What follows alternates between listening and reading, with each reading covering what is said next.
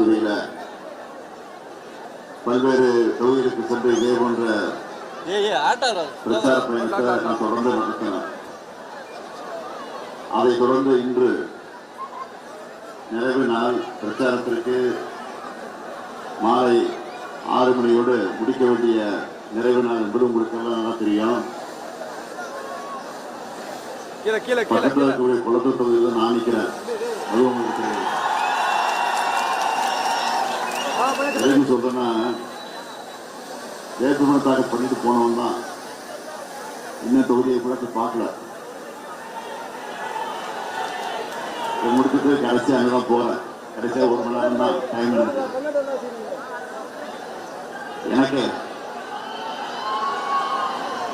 எனக்கு என்ன நம்பிக்கைன்னா, ஊரார் பிள்ளைய ஊட்டி வளர்த்தா தான் பிள்ளை தானே வளரும்னு சொல்லுவாங்க. அது மாதிரிதான் அந்த உணவோடு நான் இருக்கிறேன். இருந்தாலும் போய் ஆக வேண்டிய கட்டாயம் இங்கே காத்துட்டு இருக்கிறாங்க. நிறைவான கூட்டம் நடக்குது.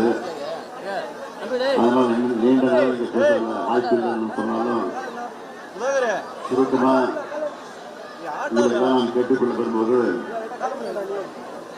தமிழ்நாட்டில் என்னுடைய தலைமையில ஆட்சிக்கு வந்ததற்கு பிறகுதான், திராவிட மாடல் ஆட்சி உருவானதற்கு பின்னால் தேர்தல் நேரத்தில் சொன்ன உறுதிமொழிகள் எல்லாம் எப்படி காப்பாற்றப்பட்டிருக்கிறது என்பது உங்களுக்கு எல்லாம் தெரியும்.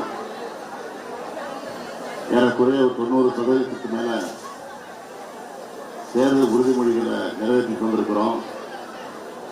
மிச்சம் இருக்கக்கூடிய உறுதிமொழிகள் கூட ஒன்றிய அரசினுடைய தடையால, அவங்களோட இடையூறுனால, அவங்க நிதி தராத காரணத்தினால, அவங்க அதற்கு முறையான அனுமதியை வழங்காத காரணத்தினால, அதனாலதான் அந்த பணிகளும் தலைவருக்கு போயிருக்கு. இருந்தாலும் அதையெல்லாம் மீறி அதையெல்லாம் கடந்து ஏறக்குறைய 90% மேல அந்த பணிகள்லாம் நிறைவேற்றிருக்கிறோம். உதாரணத்துக்கு ஒன்னேன்னு சொல்றேன். நாங்க ஆட்சிக்கு வந்தா கலைஞர் பெயரில் உரிமை தொகை மகளிருக்கு வழங்கப்படும் என்று சொன்னோம். அது எப்படி முடியவே முடியாது, நடக்கவே நடக்காது என்று எல்லாரும் சொன்னாங்க. ஆனால் வந்தவுடன் ஆட்சிக்கு வந்த உடனே கொஞ்சம் கஷ்டமாக தான் இருந்துச்சு. திட்டத்தை நிறைவேற்றுறதுக்கு உண்மைதான். காரணம் நிதி பற்றாக்குறை, நிதி சுமை. அந்த செயல்களெல்லாம் சமாளிச்சு 5-6 மாதத்துக்குள்ள அதை சரி செஞ்சு கொரோனா கொடுமையான காலம் வந்தப்போ, நம்ம ஆட்சிக்கு வந்தப்போ, அதனால அதையெல்லாம் சமாளிச்சு அதுக்கு பிறகு அந்த உரிமை தொகையை வழங்க தொடங்கணும். இங்க இருக்கக்கூடிய தாய்மார்கள் அன்போடு கேட்கிறேன், வழங்கினதுக்கு பிறகு 9 மாசமும் 15ஆம் தேதி அந்த தொகை வந்து சேருதா இல்லையா சொல்லுங்க. நீங்க மகளிர் சொல்லுமா, வருதா? அது மாதிரி திருப்பி சொல்ல முடியும். அதை கூட 2.2 ஆட்சி வந்த பிறகு, மீண்டும் நம்ம ஆட்சி வந்த பிறகு அதையும் உயர்த்த போறோம். 1000 எவ்வளவு உயர்த்த போறோம்? 1000 எவ்வளவு உயர்த்த போறோம்? 2000 அதையும் உயர்த்த போறோம். தமிழ் புதல்வன்ற பேர்ல நம்முடைய வீட்டு பிள்ளைகள் ஆரம்ப பள்ளிக்கூடத்தை முடிச்சுட்டு கல்லூரிக்கு போறப்போ 1000 ரூபாய் உதவித்தொகை மாசம். அதே மாதிரி புதுமை பெண் அந்த திட்டத்துல மகளிருக்கு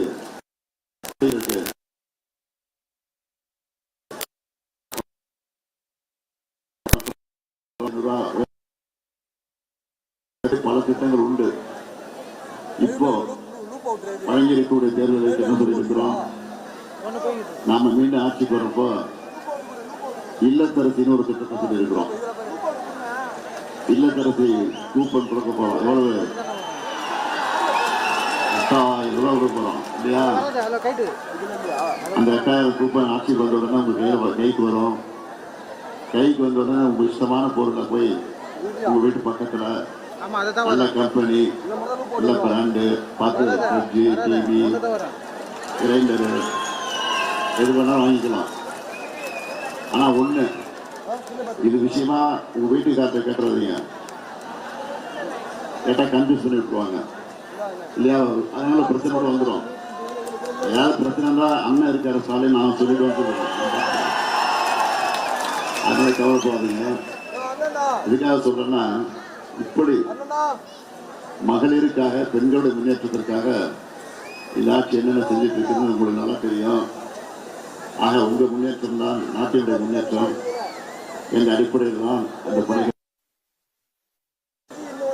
அப்படிப்பட்ட ஆட்சி மீண்டும், அதுவும் குறிப்பா போன முறை தேர்தல் நடந்தப்போ நான் ஆட்சிக்கு வரதுக்கு முன்னாடி, போன முறை நான் ஆட்சி வரதுக்கு முன்னாடி தேர்தல் நடந்தப்போ என்ன சொன்னாங்கன்னா, ஸ்டாலினுக்கு கட்டம் சரியில்லை, அதனால முதலமைச்சராக வர முடியாது. நாங்கள் ஆனால் கட்டத்தை உடைச்சிட்டு ஆட்சிக்கு வந்துட்டோம், முதலமைச்சர் ஆகிட்டோம்.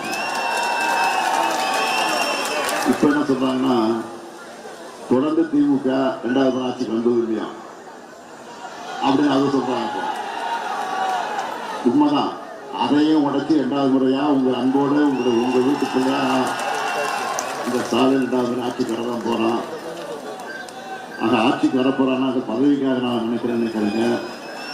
ஒட்டுமொத்த தமிழ்நாட்டை காப்பாற்ற வேண்டும் என்பதற்காகத்தான் நான் சொல்றது தவிர இல்லை. ஆக இந்த தேர்தலை பொறுத்த வரைக்கும் தாத்தா இருக்கா இல்லையா? உன் பேர் என்ன?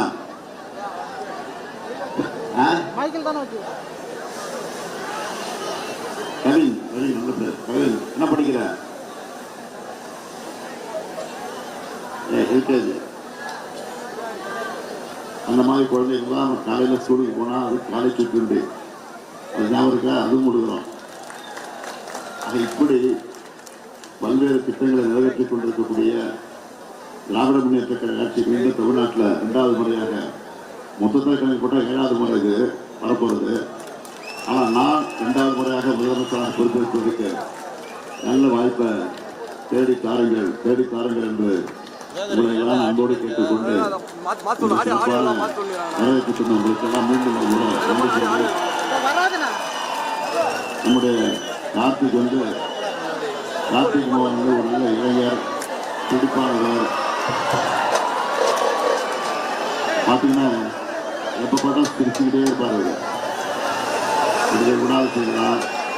அதனால் சிரித்த முகத்தோட உங்களுடைய குறைகள் எல்லாம் கேட்டு உங்களையும் சிரிக்க வைப்பார். உங்களுடைய குடும்பத்தை மகிழ்ச்சி வர வைப்பார். என்ன பிரச்சனை இருந்தாலும் துடிப்போடு உங்களுக்கு ஒரு சிறந்த இளைஞரை தான் தேர்ந்தெடுத்து இன்றைக்கு உங்களுக்கு வேட்பாளர் அனுப்பி வச்சிருக்கிறோம்.